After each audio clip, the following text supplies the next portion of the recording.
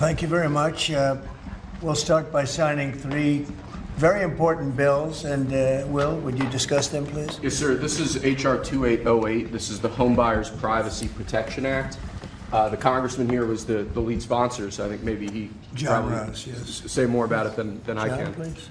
Well, it's difficult for Americans to buy a home, particularly after the last 4 years, sir. But with the president's signature today, we're going to make it easy for people to buy a home without getting hassled.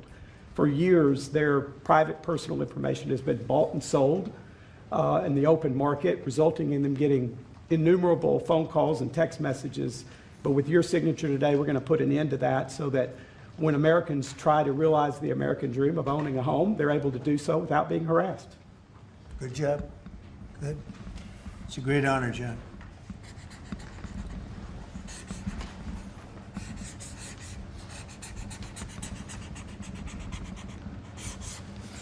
Okay, there it is. And that's going to help a lot of the homeowners of our great country. John, want to hold that? Sure. Thank you, John, very much. Thank you very much. Thank you very much. Okay, Will, you go ahead. And I'd like to leave you with this gift from a constituent back in Tennessee. Oh, I could use that at night. It's an American flag. That's very nice. I like that. Thank you, Mr. President. Thank you very much. That's very nice. Next, we have a number of executive orders for your attention, sir. Okay. From 1789 until 1947, our nation won some of its greatest military victories under the direction of a Secretary of War operating within a Department of War. Today, with this executive order, you will authorize the current Secretary of Defense and the current Department of Defense to once again embrace this great lineage and once again be named the Secretary of War and the Department of War. So this is something we thought long and hard about. We've been talking about it for months, Pete and I, and Dan. Dan came into the fold. By the way, a great general. He headed up the, I wouldn't call it an attack. I'd almost call that one maybe even more than an attack. What he did with Iran, you saw the success of that operation. It was perfect. In fact, this was sent to me by the great company that makes that particular B-2 bomber, and it was flawless. It was actually flawless. They flew for 37 hours back and forth, and there wasn't a bolt that was out of condition. There wasn't an engine failure. There was no problem. It was a perfect attack, and it knocked out any possible nuclear capability for Iran, which nobody wanted to see, and we weren't going to put up with. So great job, Dan. And we've been talking about this Department of War. So we won the First World War. We won the Second World War. We won everything before that and in between. And then we decided to go woke, and we changed the name to Department of Defense. So we're going Department of War. And I'd like to ask our Secretary of War to say a few words. Pete Hegseth. I think it's a much more appropriate name, especially in light of where the world is right now. We have the strongest military in the world. We have the greatest equipment in the world. We have the greatest manufacturers of equipment by far. There's nobody to even compete. And you see that with this and so many other things. The Patriots are the best. Every element of the military, we make the best by far. So, Pete, I'd like to ask you and maybe Dan Raisin-Kane to say a few words, please. Mr. President, thank you. After winning a war for independence in 1789, George Washington established the War Department, and Henry Knox was his first Secretary of War. And this country won every major war after that, to include World War I and World War II. Total victory, Mr. President, as you said. Then 150 years after that, we changed the name after World War II from the Department of War to the Department of Defense in 1947. And as you pointed out, Mr. President, we haven't won a major war since, and that's not to disparage our warfighters, whether it's the Korean War, or the Vietnam War, or our generation of Iraq and Afghanistan. That's to recognize that this name change is not just about renaming, it's about restoring.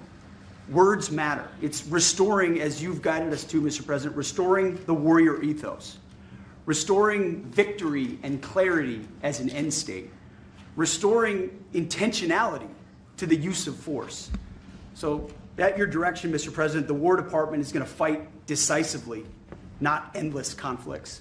It's going to fight to win, not to lose. We're going to go on offense, not just on defense. Maximum lethality, not tepid legality.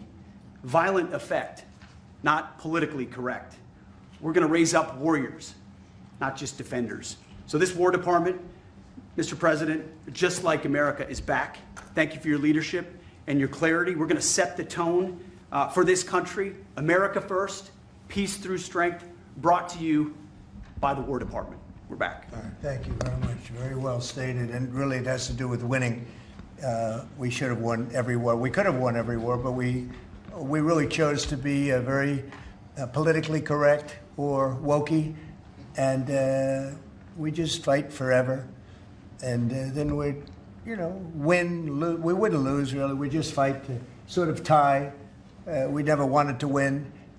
Wars that every one of them we would have won easily with just a couple of little changes or a couple of little edicts. I was told that ISIS would take 5 years to win, and Dan Kane, when I told him how long would it take, he said, I think about 4 weeks, sir. I said, what do you mean 4 weeks? I was told 5 years by the people in Washington. You know who they were? 5 years. I said, you can't do it in 4 weeks. I actually flew to Iraq to meet with him, and I met him at a big air base. And remember that famous day, right? It turned out to be a famous day for our country because you're now the head of the Joint Chiefs of Staff, which is the biggest deal. And he is, because he did things that everybody said he couldn't do. So they said it was going to be 5 years, and he knocked them out in about 4 weeks total, 100%. We took over, and ISIS was gone, and pretty amazing. But we never fought to win, and now if we have to fight it all, we solved 7 wars. We have the one that I thought was going to be probably one of the easier ones, and that's with President Putin and Ukraine. And that turned out to be one that's a little bit more difficult, but the 7 are done. They were supposed to be much more difficult to solve. I solved every one of them, and we're going to get the other one done too. But it turned out to be a little bit more difficult than I thought. And it'll get done, or they'll be held to pay. But because they're losing 6 to 7, it used to be 5. I used to tell you 5. Now it's almost 7. I guess 7,000 people last week. 7,813 people, young soldiers, died. Russian and Ukrainian, not American soldiers. But it's a shame. And it's just, they're human lives, and I want to see it stop. But General Kane's done a fantastic job. And again, defeated ISIS, which they said would take a long time. And it didn't take a long time at all, and did other things that people said really couldn't happen. We have the greatest equipment in the world. We have the greatest soldiers in the world. Dan, say a few words, please. Yes, sir. Thank you, Mr. President. It's a true honor for me today to represent the incredible men and women of America's joint force. Today and every day, the 2.8 million servicemen and women stand ready to fulfill our sacred duty to protect America at home and abroad. As the President said, America's military is the single most powerful fighting force in the world. The mission you and the Secretary have given us is clear and unambiguous: to deliver peace through overwhelming strength. And I remind everyone that the U.S. military can reach any adversary at the time and place of our choosing. Service to this nation is an incredible gift, and we're grateful and honored every day to do so. Thank you, Mr. President. Well, thank you, and it's an honor to sign this. And we will do that right now.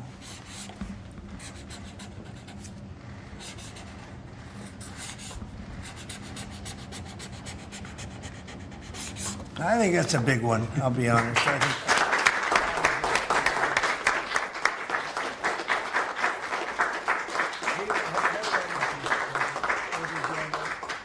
That's a big one. It's a big one, Mr. President.